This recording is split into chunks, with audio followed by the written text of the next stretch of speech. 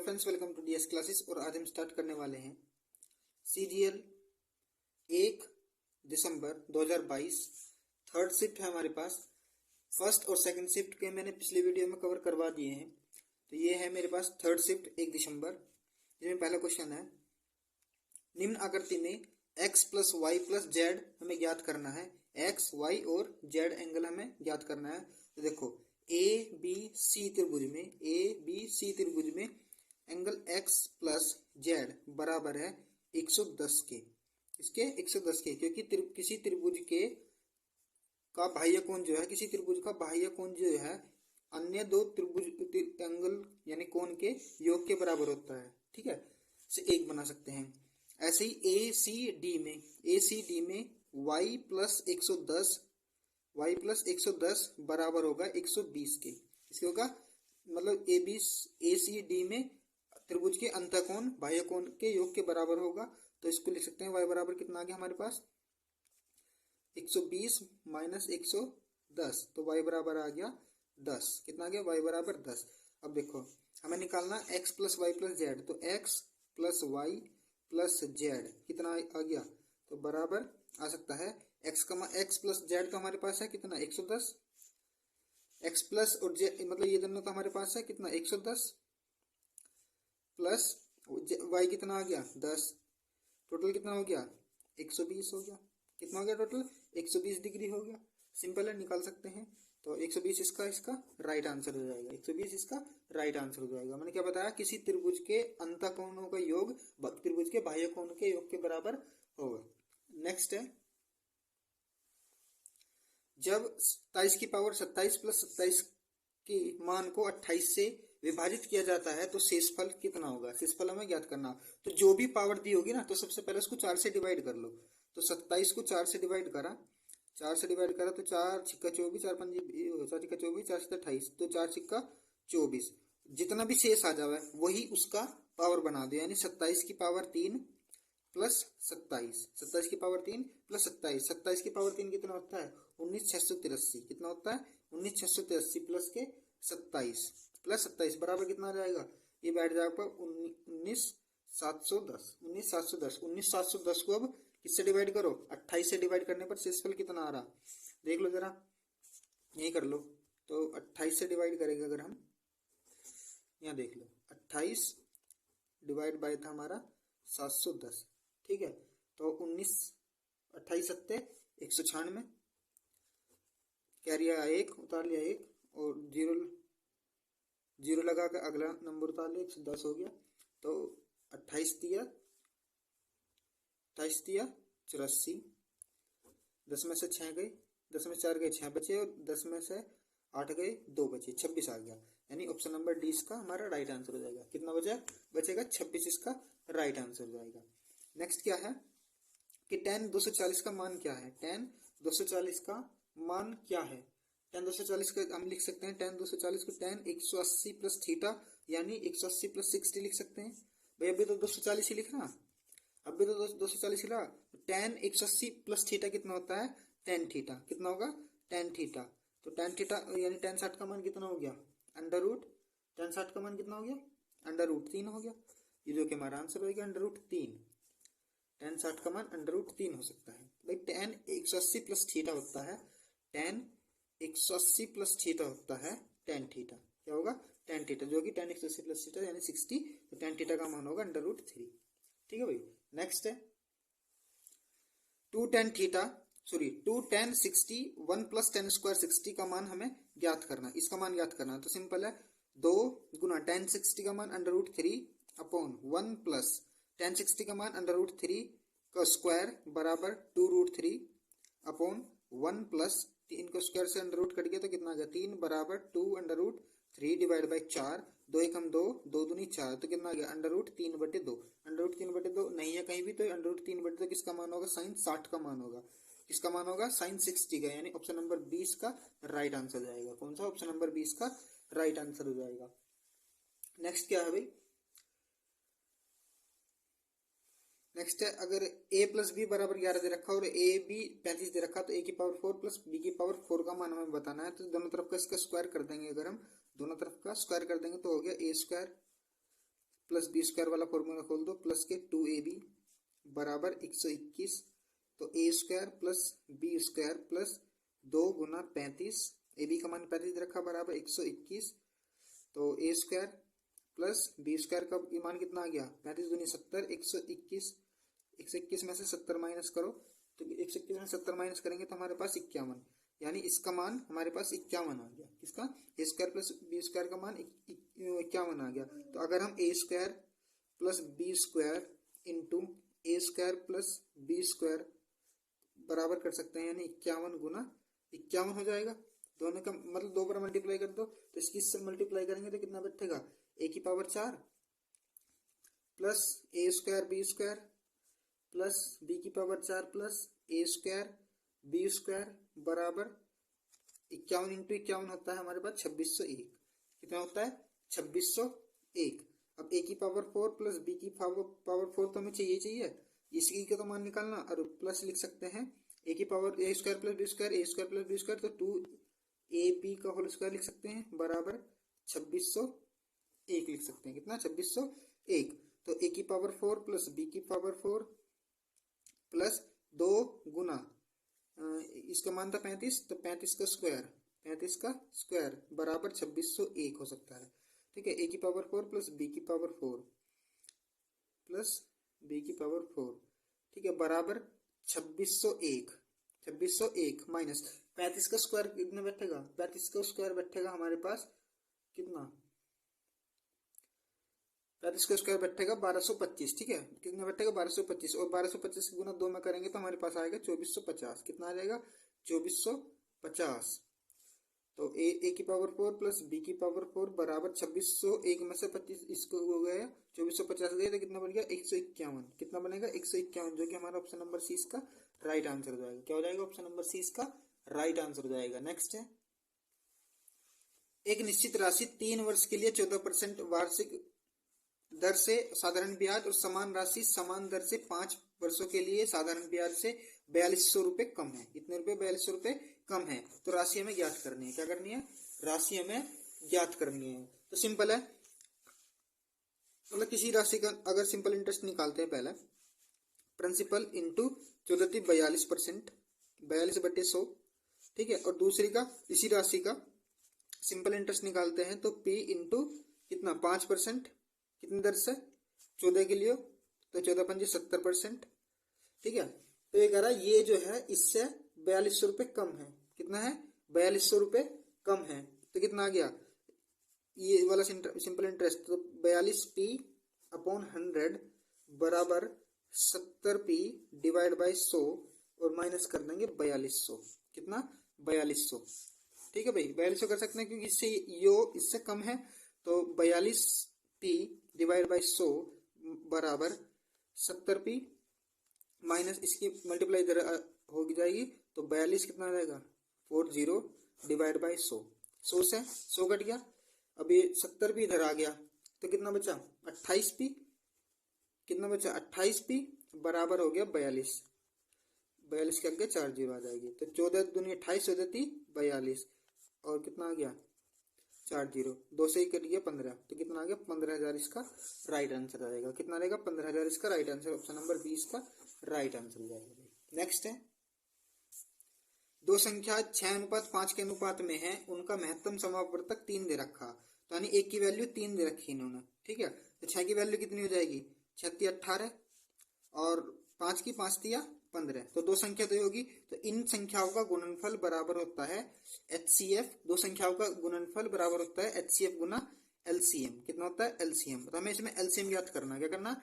LCM हमें इसमें ज्ञात करना है, तो 18 गुना 15 बराबर HCF कितना दे रखा 3 गुना LCM 3 6 18, तो 15 छिक्का 90, तो LCM कितना आ गया बराबर 15 छिक्का 90, इसका राइट आंसर हो जाएगा ऑप्शन नंबर डी। ठीक है भाई, नेक्स्ट है, 450 पुरुष एक अपार्टमेंट का निर्माण 20 दिनों में कर सकते हैं। भाई 450 पुरुष एक अपार्टमेंट का निर्माण 20 दिनों में कर सकते हैं, बराबर उसी कार्य को 30 दिनों में पूरा करने के लिए कितने पुरुषों की आवश्यकता होगी। तो उसी कार्य को पूरा करने में कितने पुरुष की, यानी P पुरुष की आवश्यकता होगी इंटू 30 दिनों में करने के लिए। ठीक है, 0 से 0 कट गया, 3 से कट गया 45, 15 बार और 0, 15 150, 15 दूनी 30, तो यानी 300 आ गया। कितना आ गया? 300 पुरुषों की आवश्यकता होगी। ऑप्शन नंबर डी इसका राइट आंसर हो जाएगा। ठीक है, नेक्स्ट है, एक तैराक पी बिंदु से धारा के विपरीत 6 मिनट तक तैरता है। तो देखो धारा के विपरीत इधर को तो तैरेगा, तो यानी धारा के विपरीत यानी चाल घटेगी। धारा के विपरीत क्या होती है? चाल घटती है। तो x माइनस वाई कितने मिनट तक तैरता है? 6 मिनट तक तैरता है। कितने मिनट तक? 6 मिनट तक तैरता है पी बिंदु से किसी। ठीक है, अब कह रहा धारा की अगले 6 मिनट जो है धारा के साथ तैरता है। तो अगले मिनट 6 मिनट धारा के साथ, तो धारा के साथ अगर तैरेगा तो सिंपल सी बात है ज्यादा दूरी तय करेगा धारा के साथ, तो यानी इसकी दूरी चाल हमेशा जुड़ेगी। कितने मिनट तक चलता है? 6 मिनट तक। ठीक है, जो इसकी जो दूरी दे रखी इन्होंने, कितनी दे रखी? 120 मीटर दे रखी। कितनी दे रखी? 120 मीटर दे रखी। कितनी? 120 मीटर। ठीक है, और हमें बतानी है तो धारा की चाल ज्ञात करनी, वो भी किलोमीटर प्रति घंटा में। तो अगर मैं बड़ी चाल में से छोटी चाल घटा दूं तो दूरी आ जाएगी हमारे पास। कितनी आ जाएगी? तो 6x प्लस वाई में से ये बड़ी है क्योंकि दूरी ज्यादा दूर तक जा रहा है, और माइनस कर देंगे हम छोटी, यानी x माइनस वाई बराबर कितना रहेगा? 120 मीटर। कितना रहेगा? 120 मीटर। तो अगर मैं इसको वो किलोमीटर में करना चाहूँ तो 1000 से डिवाइड कर दूं तो किलोमीटर में हो गया। और इसको अगर मैं घंटे में, मिनट है ना 6 मिनट, इसको मत ना करो अभी।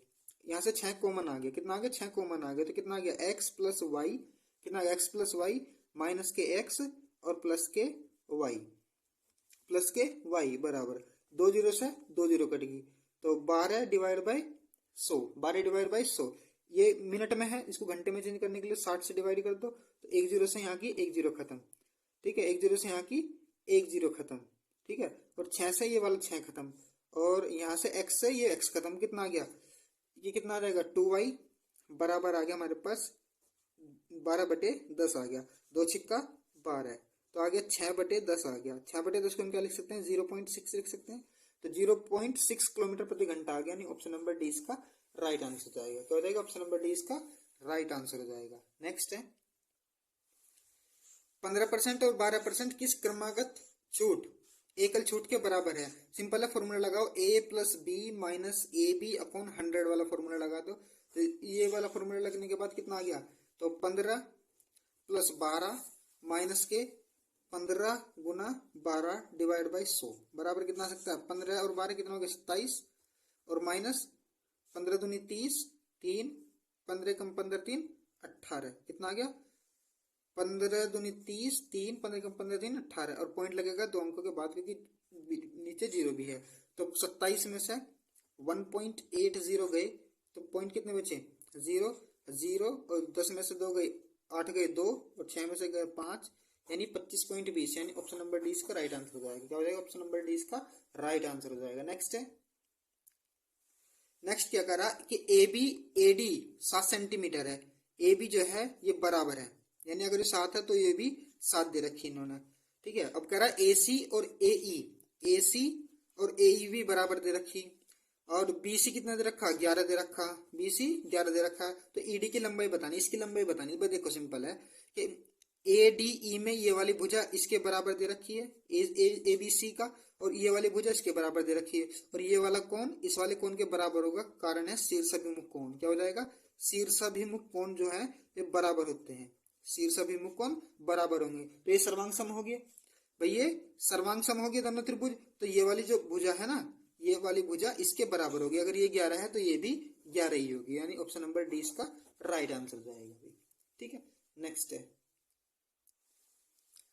एक त्रिभुज एबीसी है, एक त्रिभुज एबीसी बना लो भाई। ठीक है, बना दिया जी। एबीसी है जिसमें बीएसी जो है, एंगल बीएसी जो है वो समद्विभाजक रेखा बीसी को डी पर काटता है, यानी ये वाला जो कोण एंगल है वो किस पर काटता है? बिंदु डी पर काटता है। बीडी कितना है? 6, बीसी कितना है? 14, ये पूरा दे रखा। बीसी कितना दे रखा? 14। तो अगर ये पूरा 14 है, ये 6 है, तो ये कितना हो जाएगा? 8 हो जाएगा।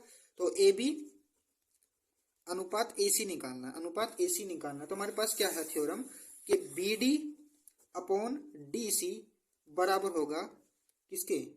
ए बी ए सी की, ए बी ए सी की।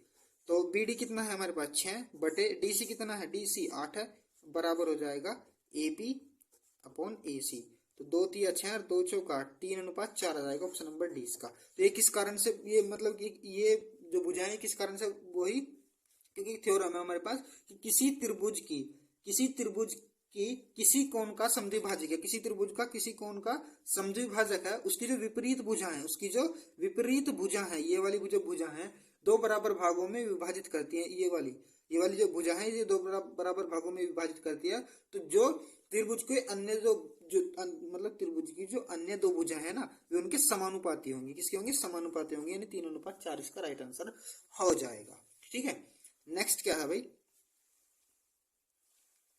एक महिला का व्यय और बचत का अनुपात दे रखा है इन्होंने 5:1। तो व्यय और बचत यानी एक्सपेंडिचर और सेविंग और क्या मान लो इनकम। एक्सपेंडिचर, सेविंग और इनकम।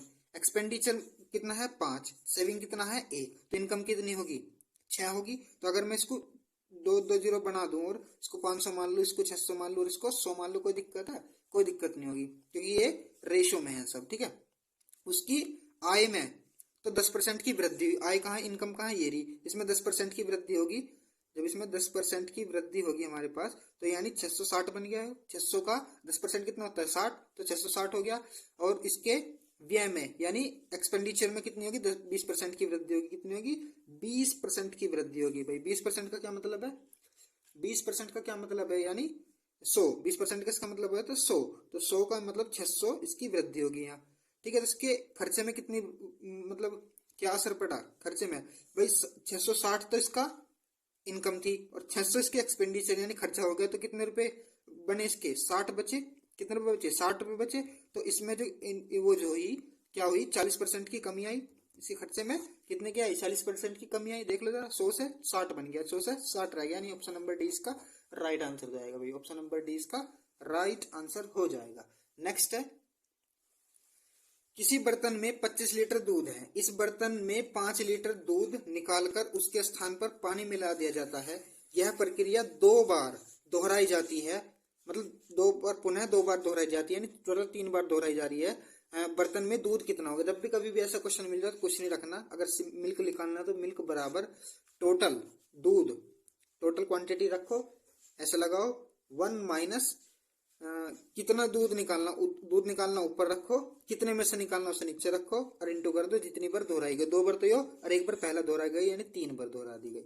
5 एकम 5, 5 पन्ने 25, यानी 25 गुना 5 एकम 5 में से 1 गया 4, तो 4/25 3 बार करना क्योंकि पावर 3 रखी। 4/25 गुना 4/25, 5 पंजे 25 कट गया पूरा पूरा, तो कितना गया 4 चौक 16 चौका 64 डिवाइड बाय 5 तो 5 एकम 5, 5 दूनी 10 और पॉइंट लगाकर 5 8 40, इतने लीटर बचा। इसमें कितना मिल्क बचा, कितना बचा मिल्क बचा ये। ठीक है भाई, मिल्क बचा यानी ऑप्शन नंबर डी इसका राइट आंसर हो जाएगा। ऑप्शन नंबर डी 12.8 लीटर इसका मिल्क बचा। नेक्स्ट है, नेक्स्ट क्या है कि कपिल जो है सचिन को, रोहित भी है भाई, कपिल सचिन को 15% लाभ पर बेचता है। कपिल सचिन को मोबाइल 15% लाभ पर बेचता है। 15% का मतलब होता है कितना होता है 3/20 होता है। और 12% का कितना मतलब होता है, 12% का मतलब होता है 3/25। कितना होता है 3/25 होता है। ठीक है, कपिल जो है एक मोबाइल को सचिन 15% लाभ पर बेचता है, सचिन को 15% लाभ पर बेचता है, यानी अगर कपिल का मूल्य 20 है तो उसको बेचेगा 23 पे, 15% लाभ पर बेचेगा। और सचिन पुनः इसे रोहित को 12% लाभ पर बेचता है। 12% क्योंकि 12% अगर ये 25 है तो इसको बेच के गए 28 पे। प्लॉट मेथड लगा दो, इसकी बराबर में बना दो 23 और इसकी बराबर में बना दो 25। ठीक है, इन सब की गुना कर लो, 25 दूनी 50 यानी 500, 23 की और 25 की गुना करेंगे तो 575, 28 की और 23 की गुना करेंगे तो 644। कितना 644 बराबर किसको दे रखा, यानी रोहित है ना ये, तो रोहित का 322 का बना दिया उन्होंने। कितना बनाया 322 बराबर देख रहा है 322, तो 322 डिवाइड बाय 644 गुना किसका निकालना, उस मोबाइल कपिल के लिए क्रय मूल्य निकालना। कपिल के लिए क्रय मूल्य निकालना, कपिल कौन है, यूर है 500, तो गुना कर दो 500, गुना कर दो 500, तो कितना आ गया 322, 322 दूनी 644 और 2 से कट गया 500, 250 बार। कितनी बार? 250 बार। ऑप्शन नंबर सी इसका राइट आंसर हो जाएगा, ऑप्शन नंबर सी। नेक्स्ट है, नेक्स्ट क्या है कि x प्लस वाई बराबर 36 दे रखा, तो x माइनस 27 का whole cube plus y minus 9 का होल क्यूब का मान बताना।